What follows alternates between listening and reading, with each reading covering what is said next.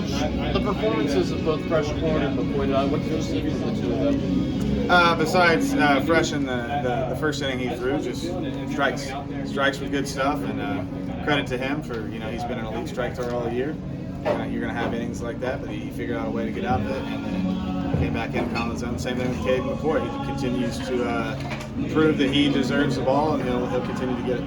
Ben Royal obviously hits the home run, but solid night handling the bat. What does he provide to your ball club overall? Yeah, I mean, first and foremost, he's in there to play defense. Like, his defense has been elite. You saw over the weekend he turned a couple double plays on like plus runners, and he's got some sock in his bat. But at the same time, we need him to do other things and move baseballs when we need him to move baseballs. But he had a great sac bunt early in the game. Had a great hit up the middle, and then hit the homer. So he did a little bit of everything, and that's what we're going to ask him to do. Like, we get runners in positions, and we feel like we can move them over with bunting or however it may be. Guys at the bottom of the order got to give us production, and he did that tonight. Much has been made about the strikeout numbers over the weekend. So how are you going about adjusting the offensive game plan to adjust them? Yeah, I mean, strikeouts happen in a couple forms or fashions, but the number one thing is, when you get to 2 strikes at an extremely high clip, strikeouts are going to happen. Why do you get to those 2 strike counts? Because you're missing pitches before you get to 2 strikes that you should hit. So that's part of it. And the other part is when you get to 2 strikes, it changes, right? You give up, the odds of being able to hammer a ball to the bullseye. Period. And it's about committing to it, committing to a plan, and it's something we're going over and we're hammering, and we will continue to hammer until, I thought there was at times tonight you saw that. There's times tonight where you didn't see it, which I think will happen. I think it was a step in the right direction, but to me, I still think it could be better, and we'll continue to hammer it. But you saw some guys who got late in the count, got pitches middle on the outer half, or fouled fastballs straight back. So progress was made, but still not where we want it to be, and we'll continue to hammer it. And we did a ton of it yesterday, and we'll continue to do a ton of it tomorrow. What was the thought process going in with Rutus to start? Is that someone you can see in that position moving forward in some of these midweek games? Yeah, I mean, sometimes in a midweek game, you kind of scratch your head like, who do you go to? And Rutus wanted the ball, so if you ever come and you want the ball, and I feel strongly about you, which I always do about him, I want to get him back out there, and he's going to be a big part of our team, and we need to get him back out there. So he hasn't pitched since that Bama game, and he's awesome, man, awesome. He wasn't in the zone as much as we're accustomed to him being, but I trust Brad Rutus, and he competed, and I love having him out there, and he's going to continue to get out there. His role is one of those guys where it's going to be a hybrid in many different situations. So I like starting him, but we'll see kind of how it goes moving forward.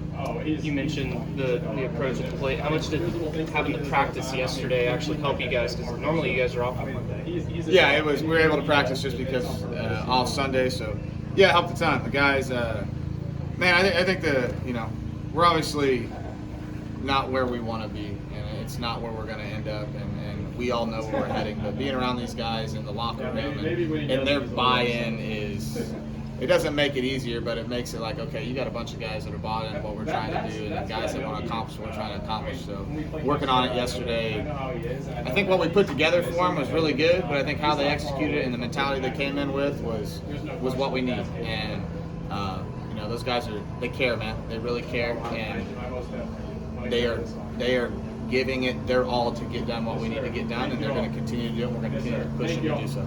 I know we've seen what he can do on the field, but in what ways has Ben Royal kind of risen to the occasion, and how cool was it to see that kind of payoff with the home run?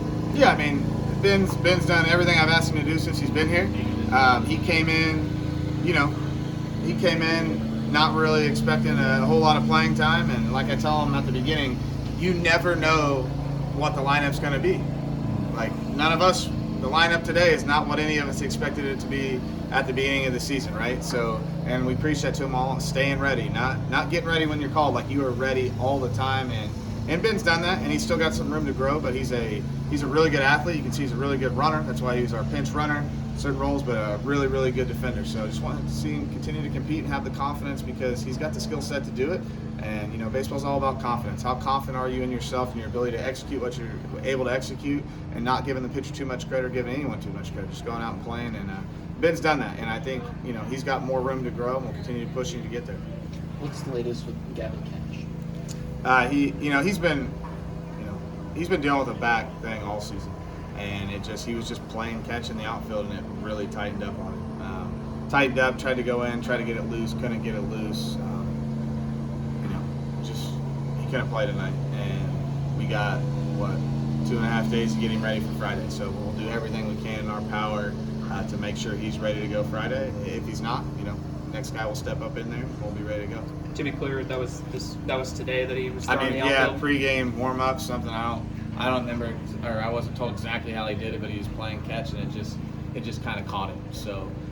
They'll get to work on him. He'll get it looked at tomorrow by the doctors, and hopeful for him because he's a big part of our team, playing awesome first base, and he competes out there.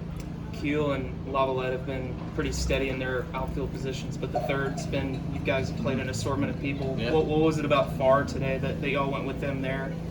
Is that the first time he played left field this season? It's the first time he's played left field in a game. Yeah, we've had him out there a little bit in practice, but not a ton, and you just got to find out, really. We don't have practice is one thing, and you can get reps in practice, which to me, I got to look at the practice reps, the batting practice reps, and see, okay, are we in the realm of, being able to do this? And he looked really, really good, looked like he'd been doing it. So he got his opportunity, and, he caught the balls that were hit to him and made a really nice play. So he had one really good at-bat. But, yeah, that's going to be game to game, day to day, and just depending on, what our personnel is for each game going into it. Awesome.